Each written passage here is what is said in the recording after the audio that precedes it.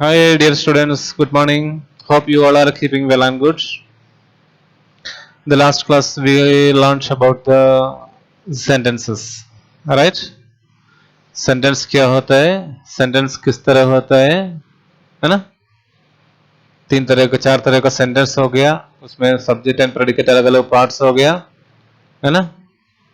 और फिर अपन जो फर्स्ट एक्सरसाइज भी किया है, अभी जो सेकंड एक्सरसाइज अपन को करना है, ठीक है? आई होप कल ही आप लोग सब ये रीड करके देखा होगा, ये कैसे आते हैं, क्या करना है, ये सब आप लोग सोच लिया होगा। सोचना चाहिए ना, तब जाके आप लोग होशियार बच्चे बनेंगे, ठीक है? तो first sentence let us see, the sun rises in the east. ये स्टेटमेंट है ना, अफर्मेटिव सेंटेंस है। The sun rises in the east, तो इसको क्या बनाना कह रहे हैं? Change the following sentences as directed against each. सबके सामने जो डायरेक्शन दे रखा है उस डायरेक्शन के हिसाब से इसको चेंज करना है। तो इसमें कह रहे हैं, क्या बोल रहे हैं? इंटरोगेटिव। क्या है? इंटरोगेटिव। इस अफर्मेटिव सेंटेंस को इंटरोगेटिव बनाना है, ठीक है? तो एक अफर्मेटिव सेंटेंस को इंटरोगेटिव बनाने के लिए अपन को क्या करना पड़ता है? सबसे पहले वो सेंटेंस किस तरह का सेंटेंस है ये देखना पड़ेगा, किस टेंस में है। ये अभी क्या सिंपल प्रेजेंट टेंस में है। The sun rises in the east, ये सिंपल प्रेजेंट टेंस में है। ये फर्स्ट अपन वर्ब को केयर करना है, ठीक है? तो ऐसे सेंटेंस को, अफर्मेटिव सेंटेंस को अपन इंटरोगेटिव बनाने के लिए अपने पास सबसे पहले एक हेल्पिंग वर्ब्स या ऑक्सिलरी वर्ब चाहिए। ऑक्सिलरी वर्ब या हेल्पिंग वर्ब कौन कौन सा है पता है ना? छोटा क्लास में तो बहुत खूब पढ़ा है। Am, is, are, was, were, will,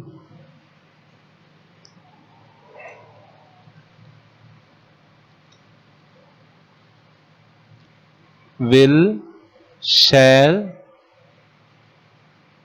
do, DOES, did,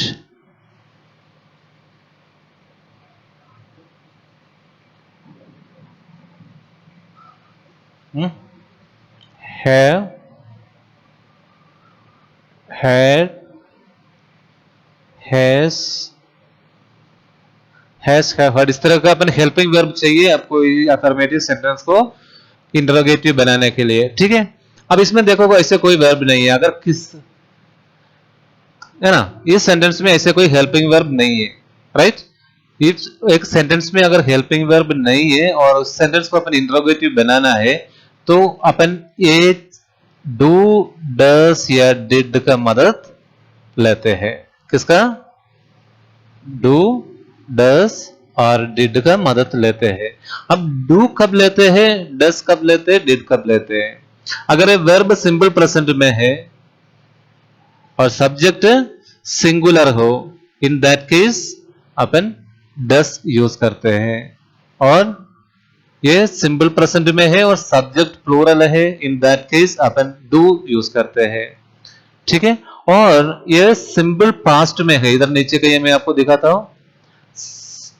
The principal scolded, the principal scolded, इधर क्या है? ये सेंटेंस सिंपल पास्ट में है ना? तो अगर सिंपल पास्ट में है तो वहां अपन इंटरोगेटिव बनाने के लिए डिड यूज करते हैं, और सिंपल प्रेजेंट में है तो डू या डस यूज करते हैं। और डू कब यूज करते हैं? जब सब्जेक्ट प्लूरल हो, और डस कब यूज करते हैं? जब सब्जेक्ट सिंगुलर हो। क्लियर? बाकी अगर मान लो इधर और कौन सा इंटरोगेटिव है? इंटरोगेटिव काम बनाने है, प्रिंसिपल हो गया। इधर they were going to call you, they were, इधर ऑलरेडी एक ऑक्सिलरी है, तो इस ऑक्सिलरी को अपन पहले लेंगे, हेल्पिंग वर्ब को अपन पहले लेंगे और बाकी ऐसे लिखेंगे। तो ये क्वेश्चन बन गया। लेकिन इस तरह जो सिंपल प्रेजेंट में ऐसे कोई ऑक्सिलरी नहीं है, so we have to add the auxiliary. Do, does या did. Do, does simple present में, sorry present simple present tense में या प्रेजेंट इंफिनिट टेंस में यूज करते हैं, और did सिंपल पास्ट या पास्ट इंफिनिट सेंटेंस में यूज करते हैं. क्लियर हो गया ना? इसलिए मैंने ये दोनों सिक्स और फर्स्ट और एट साथ में लेके आपको पढ़ाया. फर्स्ट, फिफ्थ और एट साथ में लेके इसलिए पढ़ाया, आपको ये क्वेश्चन कैसे बनाना है समझ में आ जाएंगे. अगर इसमें अगर कोई भी ऑक्सिलरी या हेल्पिंग वर्ब है तो अपन को क्या करना है, एक हेल्पिंग वर्ब को आके ले जाना है और बाकी ऐसे के ऐसे लिखना है और लास्ट में क्वेश्चन मार्क डालना है. बट इसमें क्वेश्चन सॉरी कोई ऑक्सिलरी वर्ब्स या कोई हेल्पिंग वर्ब्स नहीं है, इसलिए अपन को हेल्पिंग वर्ब ऐड करना पड़ेगा. तो वो भी बेस्ड ऑन सब्जेक्ट सिंगुलर है या प्लूरल है. ठीक है. और उसके बाद अगर जो सिंगुलर में वर्ब के साथ सिंपल प्रेजेंट में राइसेस, सेट्स, राइट्स इस तरह एस वाला फॉर्म आता है. ठीक है ना? जब क्वेश्चन बनाने के समय अपन जो डस आगे लगाते हैं ना, उसके बाद ये एस वाला फॉर्म नहीं आएगा, सीधा राइस ही आएगा, राइट ही आएगा, गोस नहीं आएगा, गो ही आएगा. इस तरह आए समझ में? ये बहुत जरूरी चीज है, ध्यान से पढ़ने का चीज है. ठीक है. तो इसका क्वेश्चन में लिखूं, आप लोगों को समझ में आ गया? तो सबसे पहले इसमें ऑक्सिलरी नहीं है तो अपन एक ऑक्सिलरी इधर लिख देते हैं, डस, डीओ ई एस, डस. बाकी पूरा का पूरा ऐसे लिखेंगे, डस द सन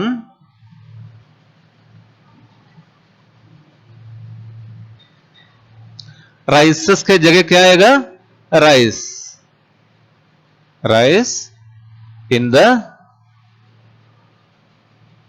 ईस्ट. समझ में आ गया कैसे बना दिया? इसमें कोई हेल्पिंग वर्ब नहीं थे, इसलिए अपन स्टार्टिंग में डस लाया. डस इसलिए लाया, सेंटेंस सिंपल प्रेजेंट टेंस में है और नाउन सिंगुलर है. Right? Does the sun rise. फिर इधर देखना, वो राइसेस के जगह अपन राइस ले गया. जब सेंटेंस का फर्स्ट में अगर डस आ गया तो उसके साथ वर्ब का यस फॉर्म, यस या ईएस फॉर्म नहीं लगता है. ठीक है. तो सिंपल फॉर्म में फर्स्ट फॉर्म में लगते हैं. क्लियर है ना? ये सब ऑलरेडी आप लर्न कर चुका है, जस्ट रिविजन है आप लोगों के लिए. Hope you understood this thing. ठीक है. अब सेकंड वन क्या है, my uncle sends me gift on every birthday. My uncle sends me gift on every birthday. इसको अपन को क्या है, नेगेटिव बनाना है. नेगेटिव बनाना है. नेगेटिव बनाने के लिए अपन को क्या करते हैं, नोट लगाना है. अपन सीधे नोट नहीं लगाते, उसको भी एक कोई भी एक ऑक्सिलरीज चाहिए. ठीक है. तो इधर भी क्या है,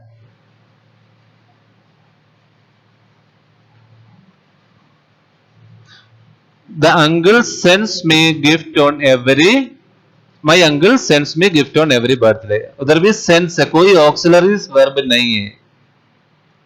ठीक है.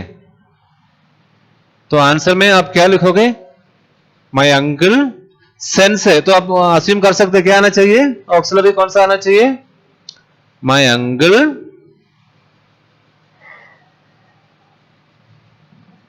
पूरा लिखो, माई अंकल सेंस. तो नोट लगाने से पहले अपन को इसमें से कोई ये उतार लेना है. ठीक है. डू या डस या डिड, ये सिंपल प्रेजेंट में है, इधर एस फॉर्म है, तो अपन डस लिखते हैं. My uncle does not, D O E S not. अब डस नॉट लगाया तो नेगेटिव आ गया sentence. My uncle does not, फिर ये सेंस का यस नहीं लिखेंगे, सेंड ही लिखेंगे. राइट? डस के बाद फर्स्ट फॉर्म में लिखते हैं इसका ES, does not send me gift on every birthday. बाकी आप लोग कर लोगे या पूरा मेरे को लिखना पड़ेगा? समझ में आ गया? अगर किसी का समझ में नहीं आया तो मेरे को पूछना जरूर. ठीक है.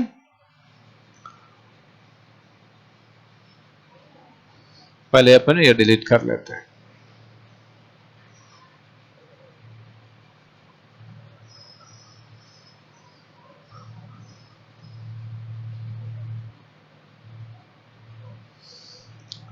My uncle does not send me gift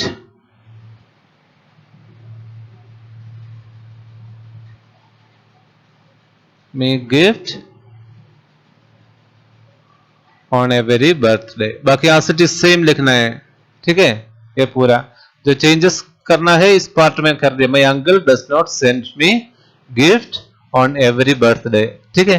अब थर्ड वन देखना, माई फादर लव्स फ्लावर्स। तो इसको क्या स्टेटमेंट बनाना है? इंटरोगेटिव।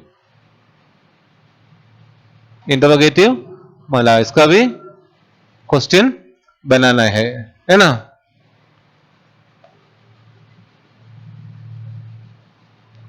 थर्ड वन, इसमें भी क्या है, इसे है लव्स, फर्स्ट सिंपल प्रेजेंट में है, राइट।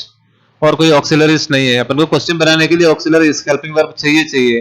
तो क्या लिखोगे? डस। डस। अगर आंसर में मई है तो क्वेश्चन में क्या आना चाहिए? You are, right. आंसर में अगर मई है तो क्वेश्चन में यू आर आना चाहिए, राइट। डस यू आर, तब जाके अपन मई आंसर दे सकते हैं ना। फादर, इधर लव्स लिखा है तो अपन 10 के बाद वर्ब का एस फॉर्म नहीं लिखते, तो क्या आएगा? लव। Love flowers. क्लियर। और फोर्थ वन क्या है? फोर्थ वन क्या है? Have you not seen any film yet. Have you not seen any film yet. अभी तक तुमने कोई फिल्म नहीं देखा है, तो इसको स्टेटमेंट बनाना है। स्टेटमेंट में क्या मतलब क्या है? स्टेटमेंट, क्वेश्चन से स्टेटमेंट बनाने के लिए उसमें कोई नोट नहीं होना चाहिए। नोट अगर आ गया इसका मतलब वो नेगेटिव आ गया, है ना। तो आपको कंफ्यूज करने के लिए ऐसा सब कुछ देंगे। Have you not seen any film yet, है ना। तो ये हाउ पहले आ गया इसलिए क्वेश्चन, इस हाउ को अपन इधर लाएंगे। अगर मैंने बोला अगर क्वेश्चन में यू हो तो आंसर में क्या आएगा? I. I have not. I have not फिर नहीं आएगा, क्योंकि अपन स्टेटमेंट बना रहे, नेगेटिव सेंटेंस नहीं बना रहे, है ना। नहीं, इसको क्वेश्चन से स्टेटमेंट बनाना है ना। So I have not seen, I have not seen, I have not seen any film yet. Any film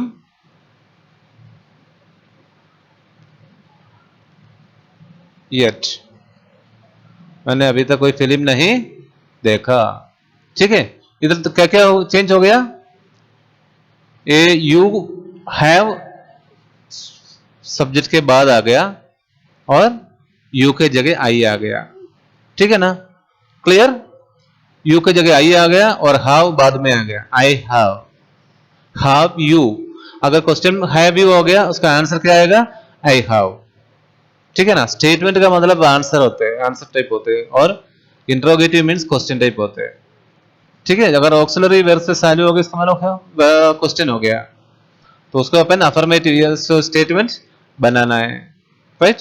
तो I have not seen any film yet. Fifth one क्या है? They were going to call you. Fifth one, they were going to call you, तो उसको सिर्फ interrogative बनाना है। तो पहले भी अपन इंटरोगेटिव करते समय डस जोड़ दिया, लेकिन इसमें डस या डू या डिड जोड़ने का जरूरत नहीं है, क्योंकि here already there is an auxiliary were है ना। तो इस ऑक्सिलरी को अपन सबसे पहले ले जाएंगे। वर दे, बाकी ऐसे कैसे लिखना है? Were they going to call you, were they going, were they going to call you,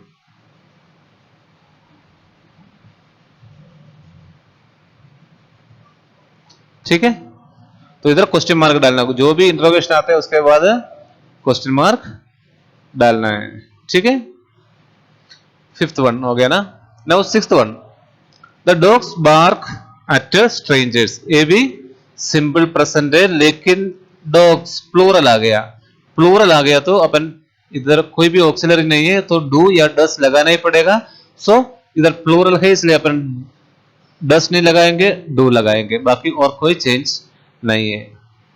do the dogs, do the dogs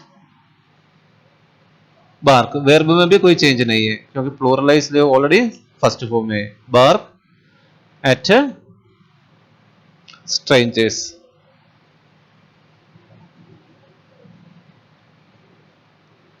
do the dogs bark at strangers, और लास्ट में क्वेश्चन मार्क डालना है, ठीक है। और सेवेंथ वन क्या है, he cannot speak English fluently, he cannot speak English fluently, है ना। तो इसको क्या करना है, अफर्मेटिव बनाना है, ये नेगेटिव है, नेगेटिव से अफर्मेटिव बनाना है, राइट। अफर्मेटिव में नो नहीं होगा, है ना। तो सिंपली आपको लिखना है ही कैन स्पीक, अफर्मेटिव, ध्यान रखना जो सेंटेंस को स्टेटमेंट को अफर्मेटिव बनाने के लिए उसको और नॉट नेगेटिव मीनिंग हटाना है उसमें से, ठीक है।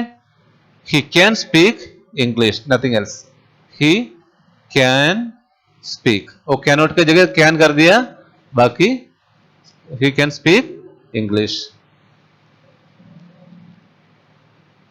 है समझ में। द एथ वन मैंने पहले समझाया था, ये भी सिंपल पास्ट है, वर्ब का सेकंड फॉर्म है ना। तो क्वेश्चन में डिड आएगा शुरू में, ठीक है, डिड द प्रिंसिपल, फिर अगर क्वेश्चन में डिड आ गया, स्टार्टिंग में डिड आ गया, उसके बाद वर्ब का सेकंड फॉर्म नहीं लगेंगे, ओनली द फर्स्ट फॉर्म। ये सब चीज सब छोटे क्लास में लर्न कर चुका है, फिर भी मैं रिपीट कर रहा हूं, आपको याद दिला रहा हूं। द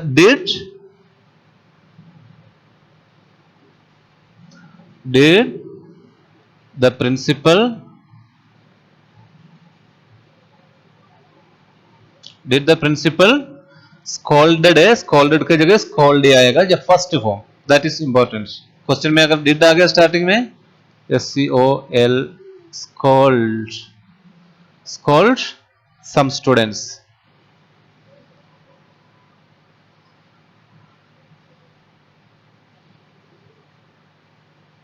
स्टूडेंट्स, ठीक है।